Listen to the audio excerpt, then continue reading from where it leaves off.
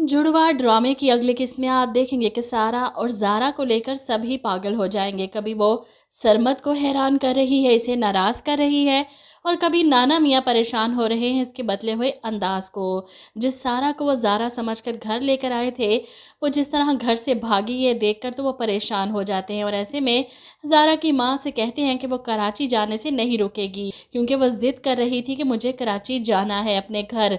ये सुनकर ज़ारा की माँ की तबीयत ख़राब हो जाती है, वो हॉस्पिटल पहुँच जाती हैं, और नाना मियाँ ये सारी बात का इल्ज़ाम ज़ारा पर डाल देते हैं कि तुम्हारी वजह से ये सब हुआ। अब ज़ारा को तो समझ नहीं आ रही कि आखिर मैंने किया क्या है। वहीं शुक्र है कि सारा ने अपने इस गेटअप को भी चेंज किया, उतार कर फेंके अपने ये सामने के बाल, जिसकी वजह से वो बार बार ज़ारा समझी जा रही थी। खैर, हैदराबाद से वो घर चली जाती है क्योंकि आदिल इसे लेने आता है, और सारा इसके साथ घर वापस आ जाती है। अब सारा के वापस आने पर मजहर साहब खूब हंगामा खड़ा करते हैं, इस पर हाथ उठाने की कोशिश करते हैं कि मेरी इजाज़त के बगैर तुमने घर से बाहर कदम क्यों निकाला, किस लड़के के साथ गई थी। जिस पर सारा इनकार करती है कि बाबा मैं किसी लड़के के साथ नहीं गई थी, मैं अपने यूनिवर्सिटीज़ के फ्रेंड्स के साथ थी, आप चाहें तो उनसे पूछ सकते हैं। ऐसे में रक्षी चिल्लाती है मामू ये झूठ बोल रही है, मैंने खुद इसे किसी लड़के के साथ यहाँ कराची में देखा है।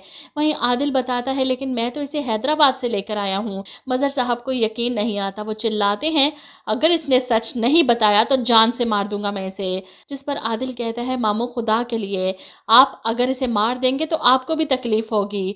और अब मज़हर साहब रोने पीटने बैठ जाते हैं अपने बेटे के लिए कि इकलौता बच्चा था मेरा, इतना सा था, उंगली पकड़कर चलता था, धूल मिट्टी धूप सबसे बचाया उसको। यूँ अपने बेटे के लिए रोता देख दिल कर रहा था बंदा दो चार थप्पड़ मारे मुंह पर कि जो सामने बेटी खड़ी है वो भी तेरी ही औलाद है जिसको तू जान से मारने की धमकियां दे रहा है।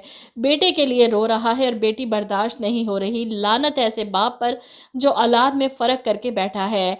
सारा कितनी हसरत से अपने बाप को देखती है कि काश अपने भाई की जगह मैं मर जाती, वो ज़िंदा होता, कम से कम बाबा को खुशी तो होती इसे देखकर। एक जुमला मुझे याद आ गया ये सीन देखकर कि ज़र्फ़ देखना हो तो बेटियों का देखो, जिनके सामने रब से बेटा मांगा जाता है रो रो कर। खैर सारा कमरे में जाती है तो इसकी माँ इसे पूछती है कि तुमने बाहर तो कुछ नहीं बताया, लेकिन मुझे तो बता सकती हो, बताओ किस लड़के के साथ देखा था तुम्हें रक्षी ने, क्या तुम्हें किसी से मोहब्बत है। सारा की आंखों में आदिल का चेहरा घूम जाता है और चेहरे पर मुस्कुराहट देखकर तो इसकी माँ परेशान हो जाती है। इसका मतलब तुम सच में किसी से मोहब्बत करती हो, तुम्हें मेरी बात समझ क्यों नहीं आ रही सारा, तुम किसी से भी मोहब्बत नहीं कर सकती।